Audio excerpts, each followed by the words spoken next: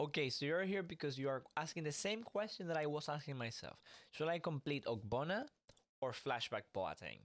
Look, they are both really similar cards, but they are quite different at the same time. One will decide the future, well, both will decide the future of your squad, as in they have different links. And because they have different links, they will have different cards that they go with, except that you have an icon squad, in which case just don't watch this. But for those of you that don't have icons, this video is for you. So let's get right into it to first see which card out of both should be the better card. Ogbonna, even though he says that he's an 88 rated card, he's an 89 center back. So when you add Shadow on him, which is the only chem style that you're allowed to put on him if you follow me, you get him to 97 pace, great defending, his physicality is already there. Now, with Boateng, he is a 91 rated center back, and then with Shadow, he becomes 96 because his defending is just top tier. The main difference between both cards is that Boateng is the better defender. He's a bit better passing the ball, even though, you know, at the end of the day, I don't know how much vision matters. But on short passing, he's better. You know, they are quite similar at defending. Strength-wise, they are also quite similar. If I'm completely honest with you, one has 88 physical, the other one has 92. But the only reason he has 92 is because he has 90 aggression, and Ogbonna has 85, but he also has 95 strength, which is great. And our friend Boateng has 99. So I don't know how much that difference, like 5 points, will make in game. Next up, the defending. Boateng is definitely better defending wise, but he's less he's not as good when it comes to dribbling. His balance and agility, which are key when you're joking, which is basically using both triggers on your PS4 or Xbox, whatever, to defend, which is the best way to defend. Boateng is better at that.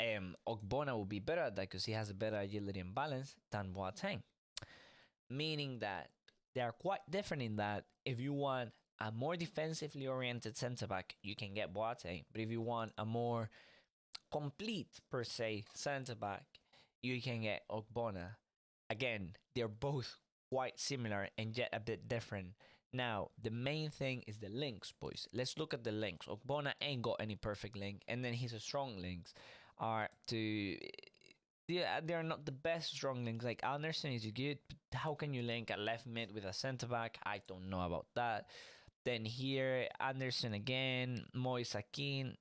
Why is Moise Kean there? Oh yeah, he's Italian.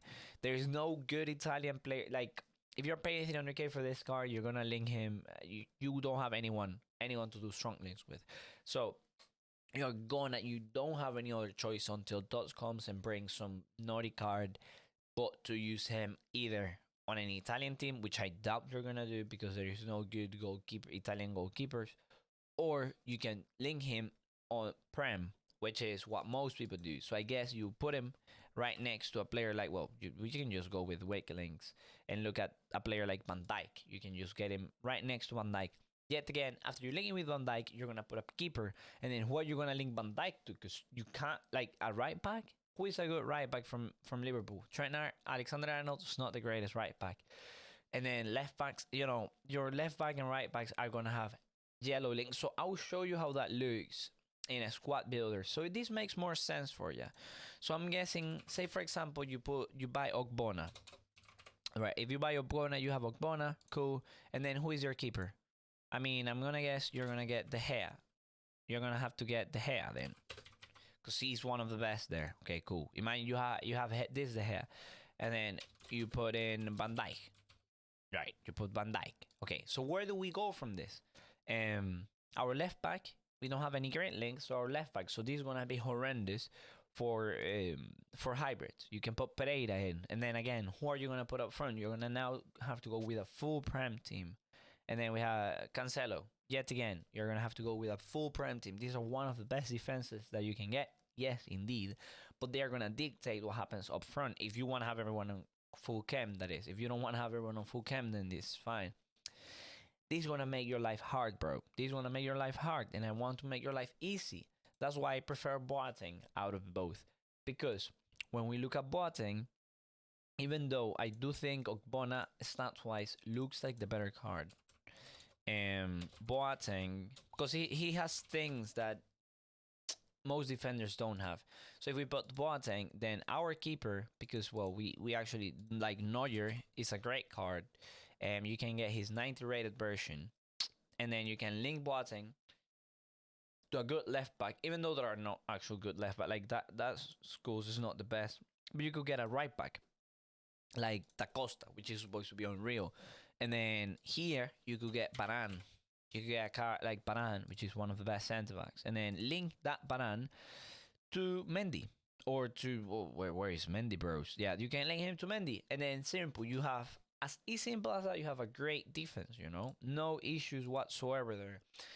You see the difference, and now when you go up, you don't have the issue because when you are getting well, actually, that's not the formation I go with. I go with 4-3-3-3. Okay, cool.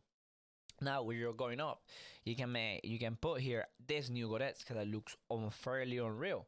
And then you have 3 links is a perfect link, so you don't have to go anywhere else after this.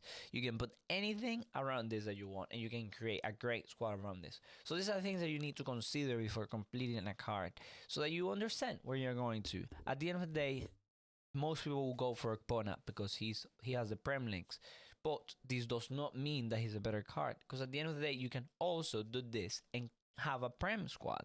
Because if you want to do this, for example, and then you want to have a Van Dijk in your team, you can have Van Dijk, and then your left back, for example, I wouldn't recommend to go with him, but Van Aanholt is really good. I've heard he's really good. I'm sure he's better than Robertson. So you can have this, and then your center mid can be anyone, because I think it can be anyone, or has he got to be?